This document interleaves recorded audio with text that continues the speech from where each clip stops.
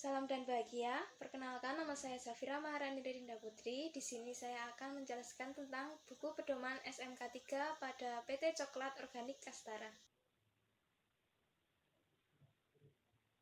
Unit 1. Membantu pemenuhan peraturan perundangan K3 dan persyaratan lainnya. Elemen 1. Mengenal peraturan perundangan K3 di tempat kerja. Peraturan di tempat kerja mengacu pada UU RI nomor 1 tahun 1970 tentang keselamatan kerja, UU RI nomor 13 tahun 2003 tentang ketenagakerjaan, dan beberapa peraturan pendukung lainnya. Sedangkan pihak-pihak yang bertanggung jawab pada peraturan perundangan K3 di tempat kerja antara lain pengusaha atau pimpinan, pekerja, ahli K3, dan ahli hukum. Elemen 2. Memberikan saran tentang pemenuhan peraturan perundangan K3. Perusahaan membuat kontrak kerja yang jelas dan legal, rutin melakukan inspeksi pabrik, memberikan sanksi tegas bila terjadi pelanggaran pada peraturan K3 yang telah ditetapkan, sosialisasi tentang peraturan K3, serta kontrol atau inspeksi rutin kepada para pekerja agar pekerja patuh terhadap peraturan yang ada agar tercipta kondisi yang tertib. Elemen 3. Melaksanakan pemenuhan peraturan perundangan K3. Tindakan yang dilakukan untuk memenuhi peraturan perundangan yang relevan. Pertama, di tempat kerja, yaitu mensosialisasikan peraturan yang berlaku, bisa berupa pamflet atau poster di tempat strategis, serta rutin melakukan inspeksi atau kontrol di tempat kerja, pada mesin, alat bantu, dan ruang. Yang kedua, pada sistem kerja, melakukan penelitian atau kajian tentang peraturan K3, serta memperbarui peraturan K3 dengan menyesuaikan keadaan pabrik. Yang ketiga, organisasi, dengan melakukan sosialisasi dan training atau pelatihan kepada para pekerja tentang peraturan K3, serta mewajibkan para pekerja untuk selalu mematuhi peraturan K3. Elemen 4. Melaporkan ketidaksesuaian dengan peraturan perundangan K3. Ketidaksesuaian peraturan perundangan K3 diinformasikan para pekerja sesuai prosedur yang ada. Elemen 5. Memantau pemenuhan peraturan perundangan secara aktif. Pemantauan dilakukan kepada pekerja yang sedang bekerja agar taat peraturan, dan bila terjadi pelanggaran maka terdapat teguran atau sanksi sesuai peraturan. Unit 2. Membantu penyelesaian masalah K3 di tempat kerja. Elemen 1. Mempersiapkan penyelesaian masalah K3. Prosedur penyelesaian masalah K3 yaitu dengan pertama mengumpulkan, mencatat, dan mendokumentasikan informasi masalah K3 yang ada di pabrik. Kedua, menyampaikan masalah K3 kepada pihak yang bertanggung jawab, yaitu manajemen pabrik atau atasan. Yang ketiga, mendiskusikan masalah K3 dengan pihak terkait dan mendatangkan ahli hukum atau ahli K3, bisa dari lembaga K3 atau asosiasi K3, sebagai pihak eksternal, pengamat, dan konsultan.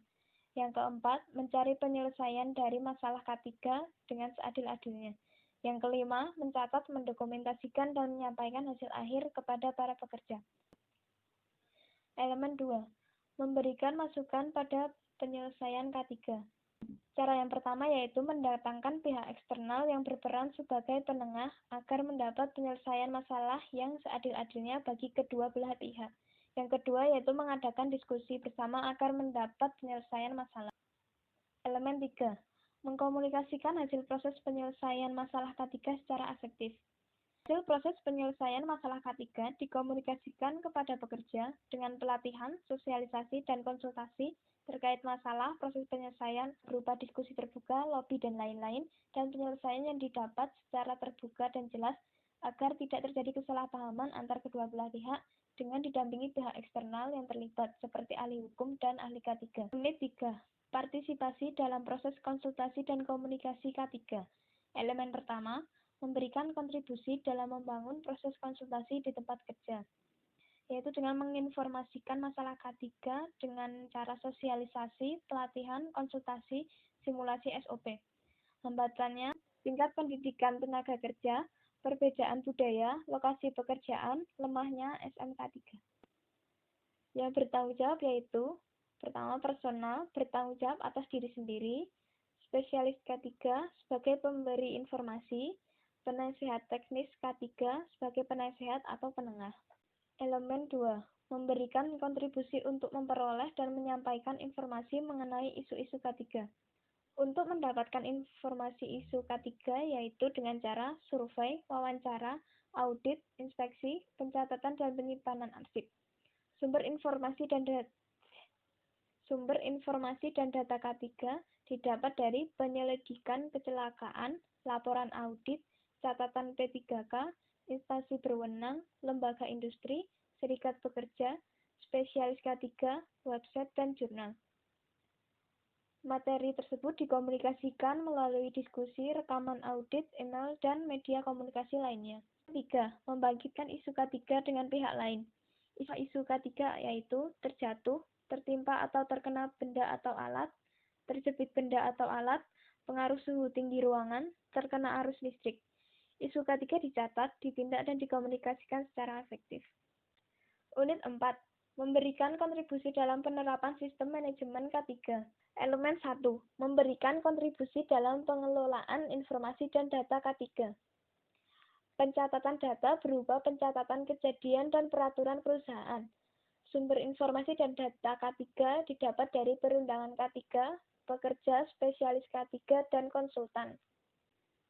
Elemen 2. Memberikan kontribusi dalam penerapan strategi, sistem, dan program K3. Prioritas K3 ditentukan melalui konsultasi melalui komite K3, pekerja, penyelia, dan pertemuan. Penyelesaian masalah yaitu bisa dengan pengaturan shift, menyediakan fasilitas kesehatan, inspeksi rutin, pelatihan, dan pemantauan. Elemen 3. Mendukung integrasi K3 ke dalam seluruh pendekatan manajemen, fungsi atau bagian lain yang mendapat dampak K3 yaitu operasi, SDM, dan hubungan perburuan, teknik dan pemelihara. Elemen 4. Mengidentifikasi dampak dari rencana perubahan di tempat kerja dan saran untuk mengendalikan risiko yang timbul. Rencana perubahannya yaitu dengan perubahan pembelian instalasi, perubahan proses kerja dan sistem, perubahan lingkungan kerja, perubahan praktik kerja, perubahan teknologi baru, dan perubahan tenaga kerja. Bahaya yang timbul dapat berupa kegagalan komponen atau pengawasan, kesalahan manusia atau organisasi, pengaruh kecelakaan dari luar pabrik. Elemen 5. Mengidentifikasi dampak dari semua perubahan dalam mengelola K3 dan memberikan saran berkaitan dengan perubahan tersebut. Sumber informasi dan data dapat diambil dari perundangan K3, pekerja, spesialis K3, dan konsultan.